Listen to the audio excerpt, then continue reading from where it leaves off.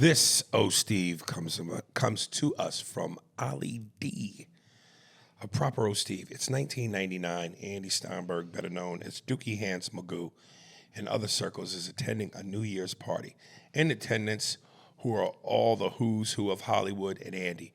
Arnold Schwarzenegger is enjoying a glass of scotch and smoking a cigar while chatting it up with Denise Richards. Jean-Claude Van Damme is showing everyone at the bar how he does his iconic split. That's funny. Steven Seagal is explaining to Danny Glover how he is 1.5% Cherokee while wearing a dream catcher around his neck as a necklace. He should have put in there, and also asking, "Did anybody see Richie?" And Sylvester Stallone is what can only be described as attempting to dance with Julia Roberts while she tries to decode what the he's saying. Andy makes his way through the crowd in a black tuxedo with a yarmulke covered in diamonds that has an African boy in the Congo had to mind. It'd be funny if Andy had the yarmulke and diamonds and a chain with the African boy's hand cut off as the medallion. So gross. With diamond fingernails. As he makes his way through the crowd of famous action heroes and future rapists, he gets spotted by Steven Seagal. And who's the rapist in this scenario? No. Oh, he means in like Hollywood, because Hollywood is full of rapists. Yeah. And they exchange future rapist. He gets spotted by Steven Seagal, and they exchange a subtle head nod. Mel Gibson spots Andy's yarmulke and attempts to fling a deviled egg at his head, but misses. Andy is enjoying some finger food at the buffet and stuffing his pockets with food when he feels someone grab a handful of ass. As he turns around, he sees it's none other than Stevie Wonder and responds, "Oh, Steve." Stevie pulls his glasses down and gives a wink. Spears and Steinberg. You know what the it is? Aries and Andy, Jew and the jerk. You know it's time to get this work. The real raw, gutter, uncut, cold. No political corrections. Always sleep. Being awoke. We discuss politics and jokes. Scribe, we lit. There's levels to this before you was on your mama. Aries Spears don't give a fuck. We talk about race a lot, racism. Much love to my loyal bag holders, rollers, loaders. We got them in the folders. The whole world on our shoulders. Spears and Steinberg. Yeah. What's the thing? Here's the thing. When they run long like that, even when they don't run long, you know what it is, and Oh Steve is coming. But the longer it runs, you as the listener are anticipating when the Oh Steve will come. So sometimes what makes the quick bursts more effective, a la Taekwon Adams, a la Frank Williams, is when it's short and sweet. You know the Oh Steve's coming, right? Because you know that's what it is. But it's so quick that it doesn't give you a chance to maybe process where you think it may come in. You know it's coming, but you don't see its arrival. Yes. Well, the other thing is he was so interested in putting like more insulting and kind of like I don't want to use this word, but I'm not going to use this word. I'm going to use a different word. He was trying to put in some verbal, like slide in some like.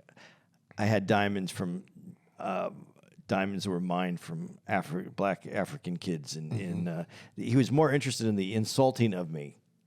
But I didn't. Yeah, no. I think it was. I think but it insulting was. is the right. I think it's I think it's done in a way that's like not necessarily even me, but just thinking that the insult is the funny part. Okay, but you do agree. You would say that he was attempting to be funny. Attempting to be funny, but he wanted to make it like this edgy kind of funny thing. Right. And then it got so long-winded. And we could have got to find we could have done a bus stop with Stevie Wonder sitting on it. Right. By accident, I sit down and I didn't, whatever. We could have done it that way, but yeah, I think that was it was an attempt to be funny, but trying to be a little bit sarcastic, insulty, edgy, darker comedy, and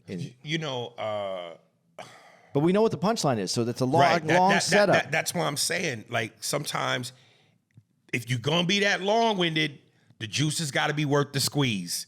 And that was a lot of bread for 2 slices of meat. You know what I mean? We want to be able to taste the meat in the sandwich. We tasted bread and was searching for the meat. So, but keep hanging there, son. You'll get it. You had a great scenario when you started off. The Hollywood, you had it in there. Put it like this: if me and Andy were if we were the bosses at a television news network, and we're trying to put together a team of anchormen. So far, we got Taekwon and we got Frank. You didn't get the job, Ali D, but keep at it, because we need 2 more slots filled to get our 4 anchormen. All right. God damn it. I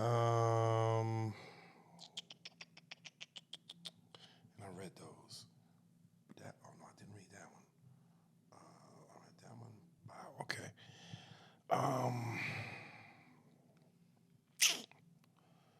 Joe King, The Power of Film. Holla at your boys. Aries blurred the line between movies and real life, in that movies are based on the hard truths of reality, and thus movies. I'm telling you, man, it's like an invisible clear. You know what I mean? He'd shock you back to life? Man, emulate real life. The fiction aspect of the power/willpower that characters have in certain helpless situations within movies, which causes them to have a triumphant outcome even when all odds are against them. Contrast that with real life, where during a crisis, we are doomed to ruination. That's a new word. Perhaps in some cases, the only control we have in such a crisis is the manner in which we meet our demise. Like I said, that's the quote. The only thing you have during a crisis is your conduct during it. Now, I just wanted to make an inquiry because y'all used a pair of powerful words, destiny and fate. Personally, I don't really see a difference between destiny and fate, because the ancient gods of destiny and fate claim to be the controllers of both those intangible nouns. But y'all never use the word inevitable. Y'all use the words destiny and fate. So I'm just clarifying if you guys were using those terms loosely, or if y'all were using those terms in the literal sense. If it's the latter, are y'all saying that the demise of the victims of 9/11 were predetermined by some mysterious power of the universe? Or more broadly speaking, the hard truths we face in reality are predetermined by a mysterious power of the universe? And we admire the fantasy of characters eluding morbid outcomes in fictitious movies because of our vulnerability to those morbid outcomes in reality. That got heavy to me. Yeah, I would say that neither. And that if you watch the reason that we use those two, destiny and fate, is because that's what was described by the person who was doing the research, who did this documentary, and it's integral to this documentary to use those 2 words, and he explains it in the beginning. Mm-hmm. So that's why we used it. We did explain that at the beginning, but you'll need to see the doc so that you understand his perspective. Ours was the interpretation of his perspective, which now it's getting muddy because now I'm interpreting his perspective.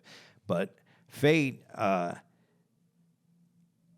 way that he explained it is the fate was that everyone was that was at 9/11, that was in the towers, was to die. That was their fate, because and their inevitability, because of what had happened. So the destiny might have been that they were their destiny was to be a great Wall Street trader, and that's why they had an office in there. So that's their destiny, but their destiny met their fate, because that's why they were there. Watch the doc, and then you can kind of see how he's explaining it better than I'm going to explain it. We told you that this was almost like a class, this doc, and so that's what it really has a lot to do with, is his interpretation of destiny and fate. And he used those because it's important for the movie, because it explains it's how the characters are drawn apart from the writers. So that's what you need. I used the 9/11, but it wasn't really a good one, but it's how the movies were made, using the tie-in between destiny and fate. Right. You know, there once was a girl named Destiny who I met, and she had a desire to f a black guy with a really huge. And when I met her, she asked me my name. You know what I told her? What was it? Fate. Fate. So her destiny met her fate. That one. That could be good. Or it could be a story of there was a stripper named Destiny. Right. And you f***ed her. And you got AIDS and you died, and that was your fate. Why you got to do that, man? Come on, man. Jesus, dude, we were having fun. This, man. Like I'm in some. This nigga came and threw battery acid on me in this bitch. I didn't throw it on you. I just said, hey, did you check that before you went in? Oh, man. Darren, Rocky 3. Sorry, bro. You basically challenged me when you played out the scene, and I was dying. Aloha, bro. Enjoy. Let me see what he sent me. So we got more to do. Nigga, whatever you want to do, we'll do it, okay?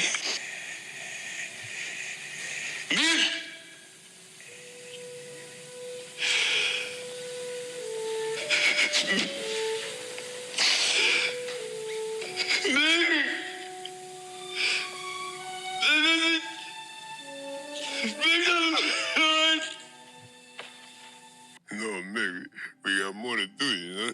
We got so much more to do, you know?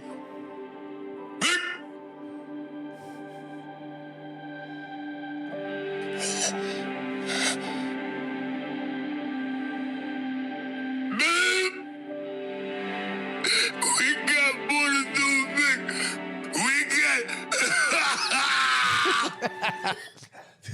What people do with this internet, man? I love it. At first, dude, this is the first time I opened this, so I didn't know what this was. And then it wasn't until it started playing and I saw Stallone versus Spears. I was like, no, he didn't. He's about to cut in what I did with the real footage. Wow. Dude, if we had the internet when we was kids, how do you think it would have changed us? Would it made us, like, we know who we are today because we didn't have it. So if we had it, are we still dope now? No. Or we're watered down?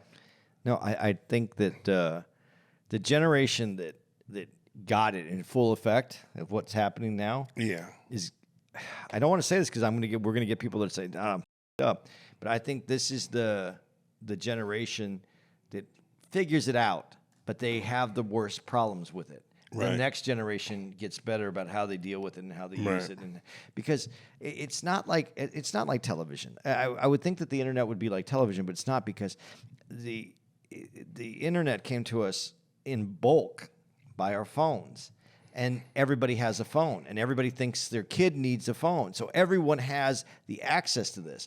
It's how we deal with it after we finally kind of figure out where the lines are and what we do that I think will be the betterment for the next generation. This generation, it's so going to be so hard on them. It's so hard on them because they have to figure out how this really should work, and they're seeing the effects of it, the extreme effects of having all this. Right. So I think, Wow. I'm happy that we're not part of that. I would love to be able to do those things and we could. There's people that are our age that know how to do this really well. They're the ones who invented it, frankly. But we should be working harder at doing that, because that's great. But when you're watching the video and you're taken out of context, I'm just watching not the movie, just watching the verses. Right. And I see him lean over, and he's still wearing the robe on his head. It looks like he's in a rainstorm, and he's yelling at Nick because he's sweaty. Right. Nick's sweaty. He's done. Right. And then the yellow thing on his head. I'm like, is he wearing a rain slicker? And I went, oh, Like no, a no. raincoat? Yeah. I'm Yeah. like, no, that's just his robe that he wore. Yeah. I like the fancy. When we were kids, especially my group of guys growing up in Jersey, Ish, Wayne, Sunk, Loose, Sauce, our crew, we was so funny that I'm like, man, if we had that kind of technology back then with our immaturity level, what could we have done? Because I agree with you that, and we should have a T-shirt, man. 80s tough, because we grew up 80s tough. I'm happy that it made me who I am, because I know if I didn't grow up in that era, I'd be what these kids are today. And I don't like it. But I'm just saying, with the toys they have, man, and this internet, with our level of immaturity and how funny we were, I'm like, what could we have done? But what happens is, and this is where I think the line gets weird. That's really a cool video, right? Yeah. You got to see it back to back. But what did he do besides put two people's videos together and put it on plays and put Aries versus Stallone?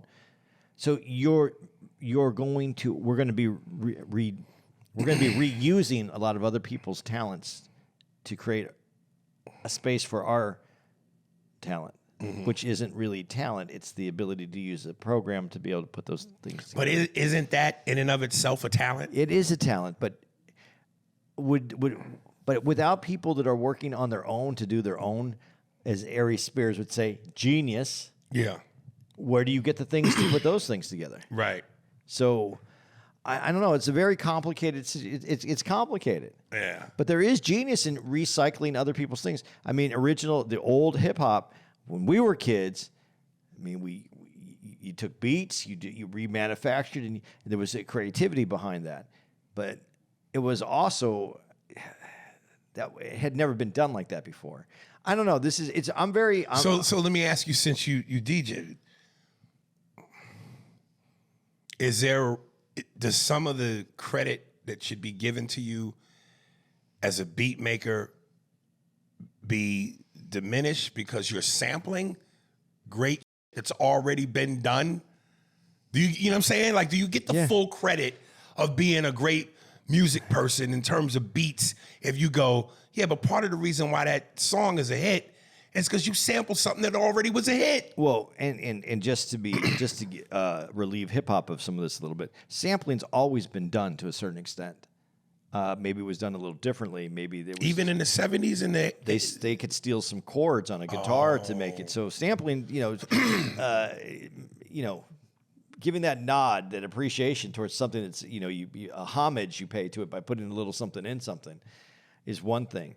When you just steal it and it's just blatant, I go that's a little bit different. But what I really didn't understand as a DJ, not someone who creates beats, but as a DJ, when I was DJing like at a club, if you're not creating your own beats, if you're not doing that, and at the time when I was doing it, we didn't do that. We just played other people's music, and then we got the beats lined up, and we mixed. That's all we did. That wasn't. I didn't look at it as an art form or anything that I felt like I was doing. All I was doing was reading the crowd and knowing what they want and changing the beats. And then the important thing was, this is the truth. When I was doing DJing, it was about getting all the people excited, building them up to this momentum, and then you get it to the top, and then you kill it because you want everybody to go to the bar and get drinks. You want to get them fired up. You want them dancing. You want to get them sweaty, hot, and now they're talking to a girl. They're whatever. Now they're buying each other drinks. Now they're going to the bar. Now you're making the money, and you play that slow song, and you bust that rhythm for a while, and then you get them back to the slow song to make them disperse and go to the bar. Bar, yeah. And so that's what that's from the time period I'm at. We played cool music, and it was good to introduce new music that you found or that you saw, or some old music. And we did mix, and you would remix the record. You use 2 12-inch records and go back, and you do your own mix on it. But it was different. But we were really there to sell drinks if you did your job well. That's why they hired you, because you were going to get the place amped up. You're going to get them all fired up. You're going to get them to go get off the dance floor, go buy some more drinks, get them back on the dance floor, and repeat that cycle. That's what we did. Always and forever, each moment with you. That's when you would go buy your drinks. You buy the drinks, or if you really like that girl, you might stay there for a little while longer, and you try to have a destiny meet her fate. Yeah. Leroy Furious. Frankly, my dear, I don't give a damn. Citizen Kane is garbage. Fast and the Furious 1 through 10, a.k.a. Fast X, are all way better than Citizen Kane. Brawl in Cell Block 99 is extremely better than anything Alfred Hitchcock or Orson Welles ever made. I like The Mac in 73, Let's Do It Again, 75, The Wiz, 78, The Last Dragon, 85, and Bullet, 68. Just to name a few movies that came out before I was born. Stop arguing with Brandon. Y'all sound like a married couple, like Deadpool and Wolverine. Also, in Moonlight, 2 kiss on the beach, and that's the gayest it gets. I saw Brokeback, those Cowboys, but that gay cowboy business, but that's gay cowboy business. And frankly, my dear, I don't give a damn. Go on with the win. I don't like this email, but you I like it. like it. Yeah. Yeah, that's what I didn't like it, but I like it. Yeah. It was a well done email. It's like, I don't agree with him, but I like his email. he's like our ignorant child. We know he ain't gonna be. We know he's stupid. We know he's, but he's still ours. No, that was a good email. It really was a good email. But when you go to Cell Block 99, come on. Yeah, dude, that's when I almost listen. Had it not been for you laughing, I was about ready to stop reading. When I see Cell Block 99 come up, I'm about to cut this off. Does anybody have an arm off a mannequin that we can throw into this? Yeah, oh, Jesus. Horrible editing. Man, you need to see some more Hitchcock films, though. Him. Yeah. Yeah, dude, not a fan, brother. Dude, Not a fan. the techniques that you see in movies today come from back then, though. Yeah, but And Citizen Kane was a pretty good movie, man. yeah, I don't know that I would ever be able to bring myself to watch that. That's too much black and white for too long. How long is that? It's almost 2 hours. Yeah, that's a lot. Dude, black and white isn't a problem. Did you ever see The Elephant Man? It was a black and white movie. No. Wasn't Then it? they did that more than once, though, right? Elephant Man? I don't know. The guy with the disfigured face, right? Yeah. I thought they only did it No, once. no, You're because one thinking is about in color. No, you're thinking about the one with Cher, and That's not the Elephant Man? that's the one with Cher is it's about Rocky. I forgot his name. Rocky something. He's a kid that had the same disease that the Elephant Man had. Dude, did you ever see, because I've never seen it, the Rocky Horror Picture Show? Yeah. It's a musical, right? Yeah. How is it? It's a weird movie. Yeah, see, that's why I never saw it. Dude, I started seeing that when I was in high school because you would go see it on Saturday night, and all the weird kids would go to the movie, and I was one of the weird kids, and I'd go see the movie. But you'd meet different people. Oh, the weirdos. Yeah, Yeah. but they're fun. They're fun. It was people knew the movie, so they would do different things. Like there's movies parts where it's raining, so people would bring like squirt bottles and they'd just squirt up in the air, so it felt like it was raining. They were participants in the movie. See, that might seem like fun if you be part of the weird. Well, it is, and then there's other people that would come dressed in character and act it out in front of the movie too. Sometimes. Now, see, that would annoy me. It was if you had seen it more than once, and all these people had seen this movie hundreds of times, so it does. Really? Yeah. Did they ever turn that into? Well, no. Okay. I'm surprised they never tried to remake that. I don't think you could remake it. No. It's too specific. It's very specific. It's like it's hard to remake a cult classic. That's what it is. Right. Okay. R. Smith. Oh. Congrats on episode 600. Hey guys, first time writing in. Oh, Stefan, do your thing. First and foremost, congratulations on the milestone. Looking forward to 600 more. Just a show suggestion for y'all. How about a show or segment dedicated to a city? I was really fond of the recent talks about San Francisco. Be it talking about driving through the hills or all the homeless, etc., were hilarious. Also, talking about Cleveland or the old white woman with chests that look like soft-shell turtles in the Florida city always has me dying. Just a thought, y'all. Keep up the uncut content. Ricardo, P.S., wrote in a couple times before, just like the Steve drop. So I gather when you say that last sentence, you've written in. I just never was able to get to you. So You're on. Yeah, you hung in there, dude. That's what you got to do, champ. Speaking of San Francisco, did you see that the rookie pick, I guess the draft pick for San Francisco got shot at Union Square? He was basketball? No, for the 49ers, the football team. Really? Yeah, he was at Union Square. That's where we kind of stay. Shop, a lot That's of like shops. the tourist area. Yeah, but a lot of the shops there have closed and moved out because they were getting ransacked by. Really? Yeah, that's why so many places were closed when we were there last time. and all those shops on that side are a lot of them are closing or leaving, breaking their lease and getting out. And then he got shot. He was just there, and he got shot. And they show him walking to the ambulance. I guess it was he got hit. I guess he was stable, but he's walking. He walks into the ambulance, and they had to take him away. And this is San Francisco, man. So, and I know you're fond of who you want to vote for. Okay. Listen, I'm being honest with you, and this is probably not the best thing for me to say. And I don't want people to make this into a black connection, because certainly I know that it ain't just black people that are ransacking these stores, even though that's pretty much what you normally see on social media. And it really infuriates me. Like, it infuriates me for two reasons. One, because of the people are going to make a black connection.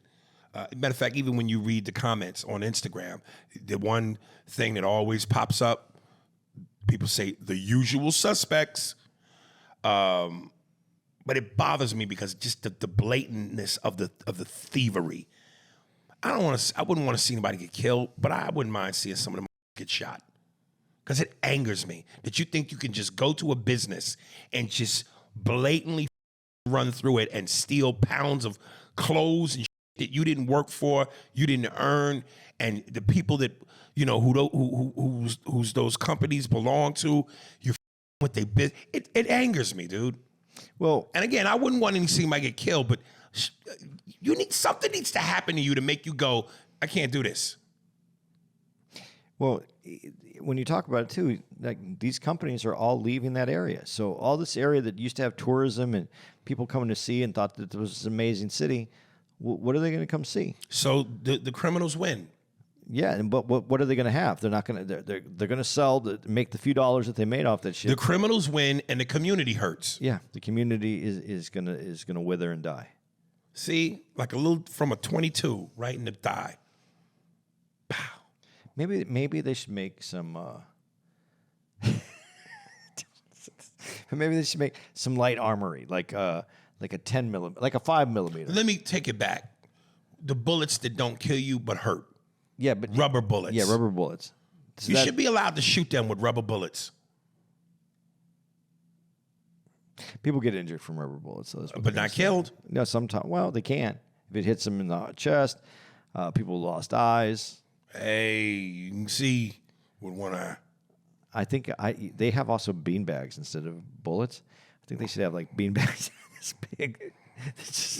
Something should happen because that's just foul. It's unfortunate because it's ruining the city. Again, like I said, once upon a time ago, when I talked about OJ getting arrested for stealing his own shit, and I'm like, you beat murder of two white people through the American justice system. Why are you giving these a reason to put you away where the punishment doesn't fit the crime? And I'm sitting there going, I know if I'm saying it, they saying it. So when I see us run through these stores, I go, look at these. Now, if I'm saying that, you don't think white folks are saying that? If I'm saying it. I'm not. I'm not going to speak for my mom.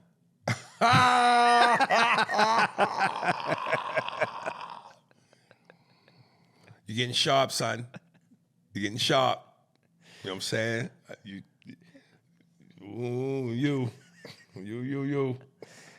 You are the last dragon. You possess the power of the glow. You're about to get the glow. Who's the one and only master? I am Laheim. Gerard Stewart. Idris Elba. What's up, big homies? Been loving the pods lately and have recommended your pod every time podcasts come up in a conversation at a bar. Watching you and DJ Doodoo Hands talk about rappers, actors, and another question crossed my mind. How do you and Andy feel about actors that became rappers and singers like Terrence Howard? When did he sing? Orlando Brown. Dude, I've never known Terrence Howard to be a singer. I have this thing about Terrence Howard where I always think he's acting but half asleep. And I can't imagine him singing that way. It's beginning to look like Christmas, man. I need a little nap. He does have his, you know what it is? As when he speaks, it kind of goes down a little bit in certain spots. He talks with a certain rhythm, man. Yeah. And then again, Jamie Foxx does a great Terrence Howard, man. Secondly, have you guys ever heard Idris Elba's music? It's actually pretty good, and he's not trying to be a wankster or anything. It's like grown man on a Saturday night vibes. I think he may be the only UK artist Aries will give a pass. Much love, big homies. Please come back to Jacksonville, Florida. I got to hear that Ali impression in person. God bless. I thought that Idris Elba was a DJ. he was a DJ. I thought he was a DJ. I didn't think he sang or did any rap or anything. Well, if anybody's going to do it, he seems like he's multi-talented. Yeah. What do you think about Shaq as a DJ? Dude, yeah, I would love to see Shaq. I would love to be there in person. He has so much energy, and he's so fun. Yeah. How could it not be fun? Yeah. Big ass 7 foot, 300-pound kid. But he's a kid, and you see that kid-like fun energy. Dude, to have that kind of energy, I think is unbelievable. Right. I think it would be fun. And my man pointed this out. Thank you, Mike Williams. JFK timestamp.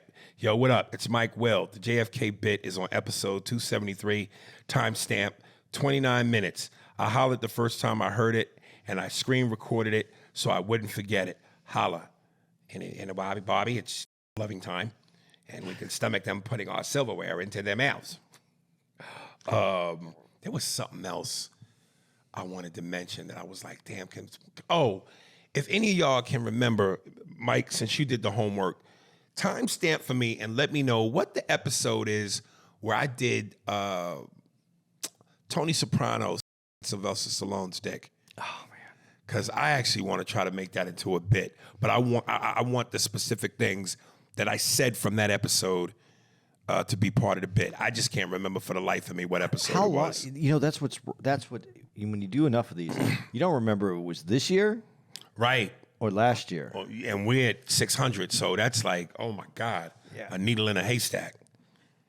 That's how I'll know if you die-hard fans, because if you know how to do that, it really means something to you. Someone might pull it out because they liked it and might have saved that episode or something, so they might be able to get it quicker than you. Right. I used to think it was funny because Larry David talked about people would come up and say something from Seinfeld, and he's like, I don't know, I don't know, what do you mean? He didn't know. They'd say, in Seinfeld, and he's like, I don't know. Who, Jerry would say that? No, it's Larry David. Yeah, and I thought, how do you not know these great bits that you wrote or these things, and then you do it, and then. I have bits that I did 2 years ago with you, and someone will bring it up, and I'll go, damn, I don't even remember how to do that bit anymore. Yeah, but you know what, dude? With Larry David and Jerry Seinfeld, not to say that they're not being legit, I sense a tinge of, I don't want to say asshole, but you know how they are. No, Jerry Seinfeld, no, we just did this. But that was the right thing to do. Okay. He's eating dinner with his wife. There's plenty of people around. I shake your hand. I'm polite. I tell you everything. I do everything right, and then you come back for a double dip. Let me give you a better example, and you tell me if this is the same thing. I don't know if you ever saw the clip. He's at a Hollywood premiere for something. He's on the red carpet. Oh, I know what a very popular pop singer. Yeah. What's her name? I want to say Kesha. Was it Kesha? It might have been Kesha, yeah. Says, oh, my God, she's gushing over him.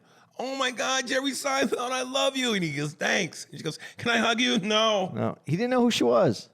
I know, but if she's at the red carpet on the side of the rope that you are, she's somebody. Yeah.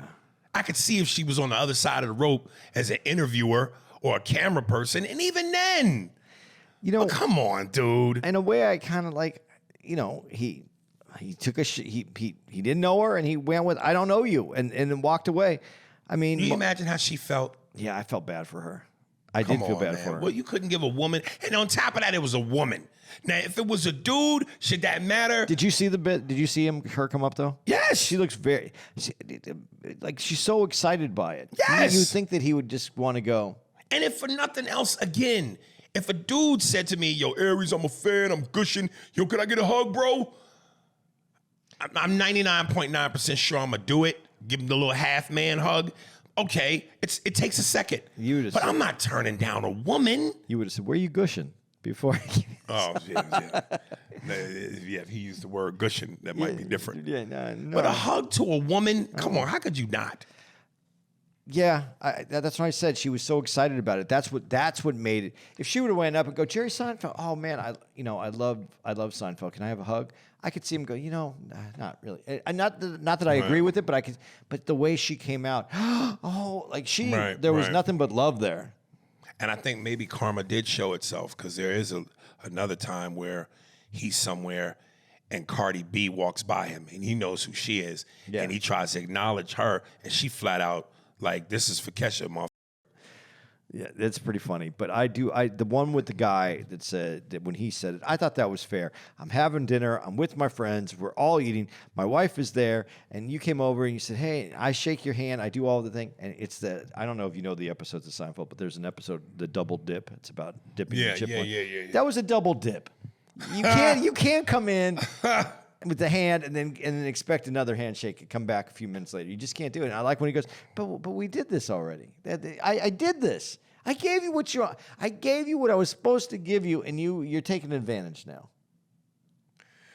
Yeah. Guess you got to draw the line somewhere. I don't know. I think if I was famous, I don't know how it would work for me. Mike Loney, Andy. Hey, fellas, it's Mike again. LOL. Aries, you got all the info you needed when Andy brought up the right wing of bringing up Black Lives Matter protests. When you guys were talking about white people and tearing it up, Andy can pretend to be an ally. That's fine. But Andy has really been showing his ass lately. Pause. LOL. He said they're coming after Trump. Do a quick search on the crimes he's been charged for. He's been charged in Georgia for trying to falsify votes. That's not a crime, Andy. That's not a crime, Andy? ? He tried to disfranchise people who have voted. Don't believe me? Just do a quick Google search. Andy, Georgia is a conservative state, and the witnesses against him are fellow Republicans. He was found liable for rape. He has over $500 million in fines. He was not. I got to stop you, because I love when he says he was not liable for rape. Okay, go on. Because that one's so big, I just had to say that right there. But he has over $500 million in fines and judgments against him. But according to Andy, it's the media. Check out this case with the stolen documents. Check out how our U.S. spies died after he left with those documents. I know Andy will have some excuse on all these claims per usual. Love the show, guys. Aries, bring DL on, or someone who could at least rebut some of Andy's right-wing talking points. Stay blessed, fellas. Mike. Okay. For you, Mike. They're not right-wing talking points. Again, I'm not an ally. I'm going to say that right up front. I am a human that wants to be I'm in the middle, and I'm looking at both sides, and I don't like it. I will call out anyone for anything at any time, and I will also try to put out the right information there. You go look it up. You Google some shit. He was not, he was tried for, I think someone tried to bring rape charges against him. They were dropped. He's never been convicted of rape, ever. So go do your work. Yes, everything that you said, that is one side of it. There's another side of it. When you talked about the voter fraud, yes, they're Republicans, and they should. If he did it, he should be in trouble for it. That's where we get into what is calling and saying, hey, I know these votes are there. I went to bed. This was this. You're allowed to investigate if you had the votes or you don't have the votes. That's all reasonable. I don't know. I sit here on this podcast all the time and going, I don't think I can vote because I can't vote for either one of these. And I say it. I just don't like when the media spins something like the liberal side is this great savior, because they're not. So I think that that's important to understand. They're not trying to save anybody. They have their own agenda. And Trump, honestly, politically, the only thing I really like about Trump, and I'll tell you honestly, this is it. This is the whole thing. Both sides, I think, are And I don't think either side has our best interest at heart. I've said this. I don't know if I said it on the podcast this way, but I'm going to say it to you right now. I think we forgot who we are. We're the American people. And as the American people, we find ourselves right and left, blue and red, and we're fighting each other, which is asinine because we're still the American people and we should have the best force. We should have debate. We should have conversation. We should think the country should go this way or that way. This debate right now about abortion, I think, is a fair debate. I think at least people are going back and forth and trying to say something. I don't think you can shut down. I think you work it till it finds its place. That being said, we are the American team. Here's the problem I have with it. I think of it as baseball. When you go to the game, and I've said this before, I've used the California teams, the Dodgers and the Angels. Angels and Dodgers teams have a big rivalry. There's been fights in the games. They have stabbings. People have been injured. They've been taken to the hospital. I think one person was killed at a game because they're fighting each other when they're really just fans of baseball. They shouldn't be fighting each other. They should only be fighting. They should be mad if the game was bad. That's what they should be mad about. When there's a game, a rivalry, and one wins, yeah, more power to it. The team, the Angels and the Dodgers, those guys, the ones that are actually playing, the ones that the people are fighting about, they go to dinner together because they realize that they're on the national baseball team. They're a national baseball player. They're on that team. We didn't realize that we are not part of the Angels or part of the Dodgers. We're the fans, just as we are the people, and the government and Congress is the teams. And then we have the judiciary, which is the referees, and then we have the president, which is the commissioner. Figure that shit out first. And figure out how we should be playing this game, because we're not holding the people accountable that we should. And who is behind these Democratic Party and the Republican Party, and realize that Trump is the spoiler in there because he isn't part of either one of those teams, and they don't like him on either side. So when you say Republicans have come out against him, of course they have. Republicans sold him out the whole time he was in there. I don't like him. That doesn't make a difference. Some of his policies I think are better for the country. Do I think they're all better for the country? No. But I don't like how we're acting as people. We should be holding Congress accountable. And the president forms the agenda. He is not the lawmakers. Look at your Congress. We have more power than we think, and we're not using it because we're fighting with each other in the stands while our politicians are going to dinner and big fancy dinners with each other, and they're getting rich, and we're sitting here fighting with each other. Stop with this that you're trying to put me into a position of who I am. I'm not affecting you. If you get with the wrong, she will be infecting you. Got to get the people what they want. I don't lie on this podcast. I'm telling you what I feel, and I'm telling you, when I say I'm not an ally, I don't want the responsibility of being some fake ally. You don't need allies. You need people that are real and actually going to stick to who they are. I don't want any fake allies. Fuck this bullshit. I want guys that really like me. Can we call it that? Fake allies? Yeah, let's do that. I like that. All right. Our boy is back. We got to do FN allies. Mookie. Oh, no. And you should take exception to some of this too. Hold on. I think I figured that out. Okay. I'm still mad about this other thing. You should be taking exception to it. Because he says to you, bring someone on who can, like, you don't have any opinion in this whatsoever. No. He's saying bring somebody on who's better equipped to push back against you. Because I don't always have the proper political angle to which I need to attack you or rebuke you. I think DL and I would have a very civil conversation, and we would exchange ideas, because that's how the brain of comics work, though, too.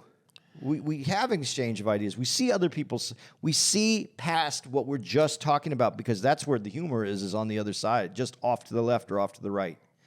Mookie, I f***ed up, dog. Just when I grabbed my phone, I hit the adios button. The adios button, nigga, and your email went. I think I hit the trash button, so I'm looking through the trash to try to find it. But is it under Mookie? I don't. It might be. We'll just put that in the top.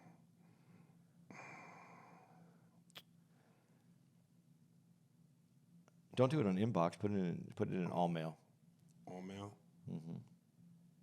How you do that? Oh, I see it. No, don't select that. Yeah, hit that. All mail. Where is it? There it is. Is it all mail? Yeah. Mm-hmm.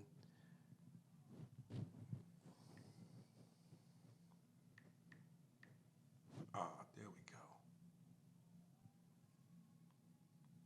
Right, not oh, there it is. Yo, there it is. Cool. God damn, man, that's why you gotta keep you a hunky on your team. You know what I mean? When you need done. Did I feel like an ally at that moment? You felt like a hunky ally. I hate that. I don't know why I hate it so much when people have to get a title for doing the right thing. Moki, what up? I know I've been gone for a hot minute, just going through life, but still in tune every Wednesday and Thursday. I'm writing because in this latest episode, The Dynasty, you guys were talking about homeless people. I got a quick story for you. I'm in downtown New Brunswick with my lady, and we at a red light. She spots a homeless dude wearing Yeezy sneakers. Now, if you know anything about these sneakers, they are $300 plus price-wise. This walks up on our car with his normal "I'm homeless, please feed it" sign, and I had to go, "Yo, my man, you got Yeezys on." No lie, this with the most arrogant attitude says, "Yeah, but I'm still homeless." I said, "Sell your sneakers and you could eat White Castle for a month." Now, hey, that's an idea. Now, I look at the footwear now on a homeless person before anything. Like, what the is going on? What's your thoughts on that? Was I wrong for pointing out this had on expensive shoes, but he homeless? Oh, and Aries, when you were arguing with Vlad about the Kobe Bryant and sleeping with other women topic, when you said to Vlad, "And now you snitching," I died laughing. Plus, I was high as when I saw that. Keep being funny, my peace. Monkey. Dude, I told you, you have to be delicate with the homeless thing, because it seems like anything you say, people are ready to condemn you. But again, I said, if you got two working legs, two working hands, and you got at least half your wits about you, why are you homeless, yo? You can do something. So I felt like, and again, I know that there's some people that have mental issues. They can't get past it. But I also know that some people would rather give up and be lazy than do what they need to do, and sometimes mooch off the system. And I too have encountered arrogant homeless people, which makes me have even less sympathy. So, yeah, man, I hear you. Okay, but I do want to say this.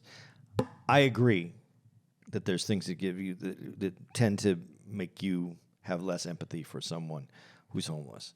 In certain actions, I tried to give somebody some food once, and they didn't want food; they wanted money. So that just made me feel like, okay, so you're not hungry. You just you expect me to give you money so you can get what you want, and that's a problem.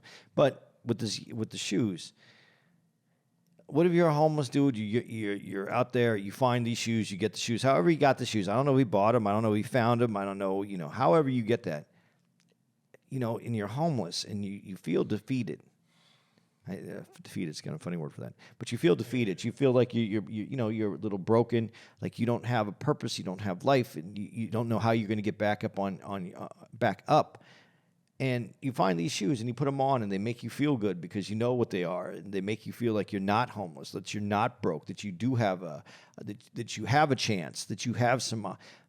I'm not saying that you need to give them money, and I'm not saying that you can't even call them out and say, but you got you got the Yeezys on, man. You can. I understand it would be easy for us to think that way because many of us who work hard don't have money for a $300 pair of sneaks, and you're like, but this character has them on. But I think the thing is, if you're in that position and you're that down on your luck, and you find something, you get something like that makes you feel like you have a shot. I mean, that may be all that person has. I'm not saying that's the situation. I'm just saying, I'm hearing, I can hear that person in my head going, this is what I got, man. This is the only thing that makes me feel like I have a chance for tomorrow. Yeezys cost more than Jordans? They did for a while. Now it depends on which style, but you can get them now for $65, $75 online. Right. There might be knockoffs though, but The Africans, we have the Yeezys half of you. They're not called Yeezys, they're called Yeezys. There's a better joke in there. I just don't know what it is. Deezies. You want to get a pair of Yeezys? Get some Yeezys. Well, come get Yeezys.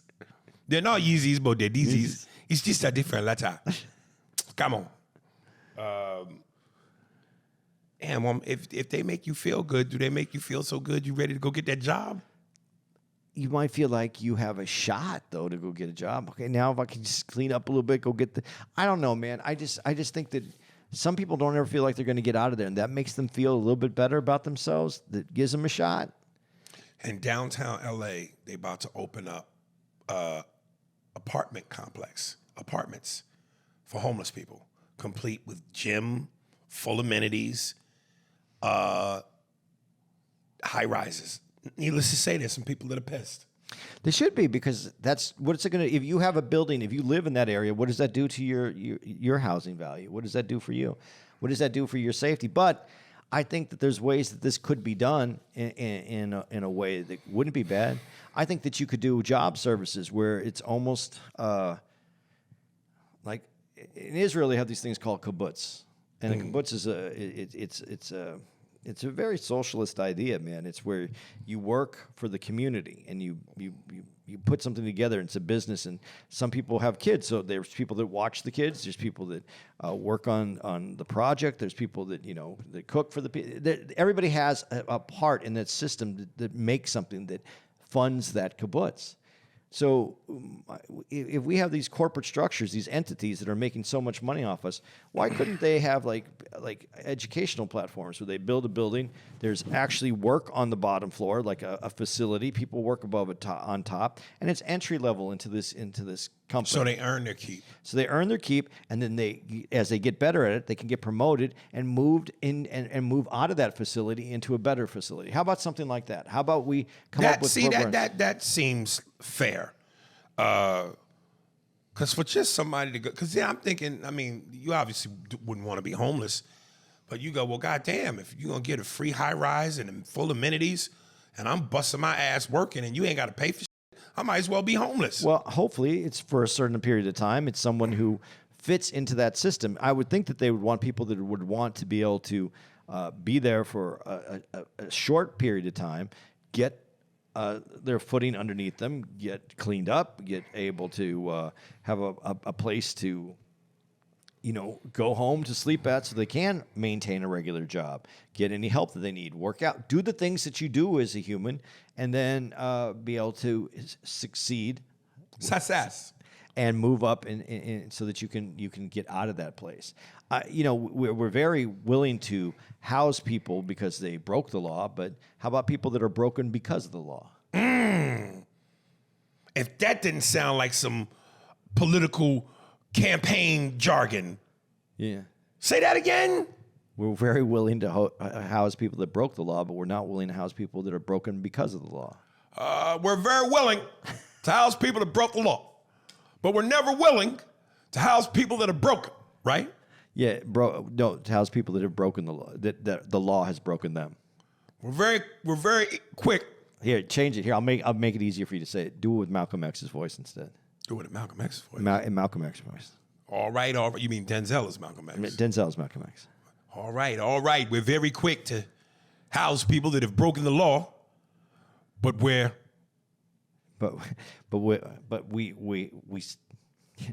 not willing to house people that are broken because of the law. We're very quick to house people that have broke the law, but we're never as quick to house people that have been broken by the law.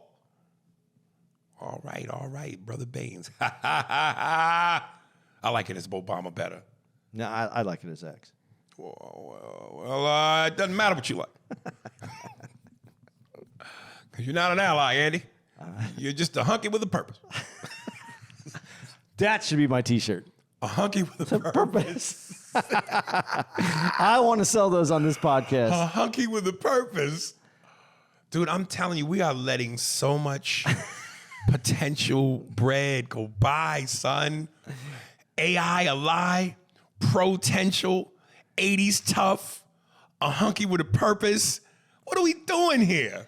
I don't know. Maybe we should just make T-shirts. And I hats. want to autistic. I want to. What did I say? I want to autistic. Yes, because I had the other T-shirt on that said I'm the autistic nigga. Yeah. Oh, what are we doing, Andy? Maybe Let gems go by, son. Maybe we make all this, put it on license and put it out there and just put it on show. You know what I'm saying? I mean, we got to do something. I want a autistic. I'm an autistic. A hunky with a purpose. 80s tough. Andy's handies. Aries bow towels. Son, we this close to coming up with our own cereal. You know what I mean? Jew pepper flakes. It's the beginning stages. Jew pepper flakes. It's cereal pieces that look like yarmulkes and leather caps. But something's got to be marshmallow, though. With marshmallow breasts. We have something. We going to come up with our own cereal. Yeah, yo. Our own cereal. I don't know what it is, but those are the pieces, though. Yarmulkes and black leather Kangos. How about with marshmallow. How about Farrakhan cereal? And when you put the milk in, the cereal's chocolate, the white milk goes in, but it separates. That's hilarious. The cereal automatically is designed to separate. Right. Right. Andy, we not. I'm telling you, son. All right, one more. God damn, that's dope. It's separate, and that's the mystery. Like, that's the commercial. When it separates, everybody leans in like, how does it do that? What did you call it? Farrakhan cereal? Farrakhan's. It never mixes with the white milk. There's a slogan that needs to happen, but it's got to be a better slogan. Better yet, you don't have to be Farrakhan. Who's the preacher that says black men should never have these white women? Never. Who's Umar Johnson? They're Umar Johnson cereal. Umar Johnson cereal. Yeah. Matter of fact, when you pour the milk in, the black pieces kick out the white pieces. It's like you wonder, and that's the mystery. How do all the white pieces jump out the milk? There was a dude at the show, and I couldn't. My names are bad. Umar Johnson. I couldn't come up with the name, but he walked, and he wasn't as thick as him, but he was tall, and he had the gray beard. Mm-hmm. And I thought I was gonna call it out, and then I was like, I can't remember the name. It was last night at Houston Improv. All right, one more, and then we out of here. Brandon 45, Monkey Man Flick. Yo, hey guys, it's BC. Haven't written in for a while. Happy to see the pod still going on strong.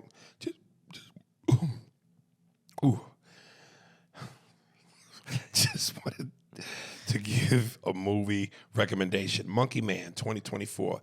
This is the Jordan Peele movie. It's about an Indian dude who fights in an underground arena at night while trying to get revenge on the man who murdered his mother years ago. This is the definition of man food. When the trailer dropped, people were calling it the Indian John Wick, LOL. The fight scenes are gritty as hell and felt so real and how they are choreographed. Unlike Wick, which is a lot of headshot, there's more than the main, there's more hand-to-hand variety in this and actually feels authentic in that the main character also gets cut and bruises as well. He's not invincible like a lot of movie action stars, LOL. It's a dark and fun watch through and through. I'd love to hear you guys take on the pod one day. All the best, BC. Yeah, you remember this? Yeah, I saw it. We talked about a little bit about the name Monkey Man. I was mad because Monkey Man ain't no nigga in it.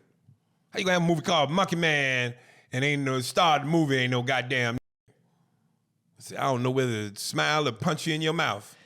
Well, you kind of addressed that on the joke that you've been doing. Yeah, the new joke. Yeah. Yeah. Which actually started from here. From that. Yeah. We'll say, why you gonna call me a monkey, angry Indian?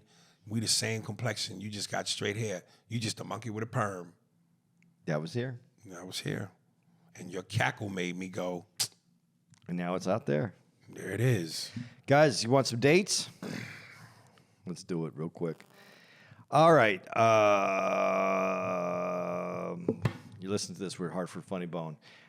September 13th to the 14th. September 20th to the 21st, we're at the Kansas City Improv.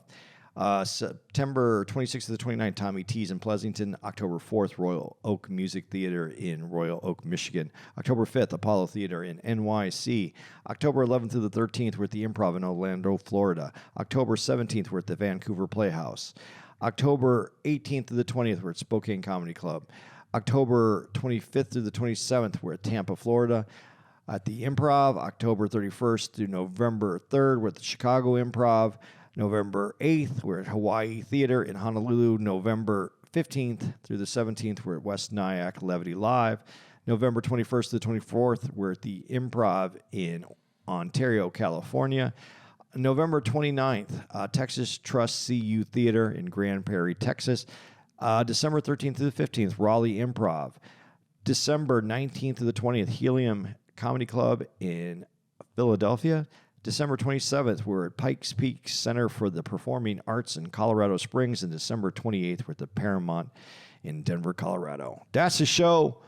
That was 4 that we did as we were here in Houston, because we're off next week. So you're seeing it, though, when we're on. And I hope you enjoy that we put these together for you all so we didn't have any breaks.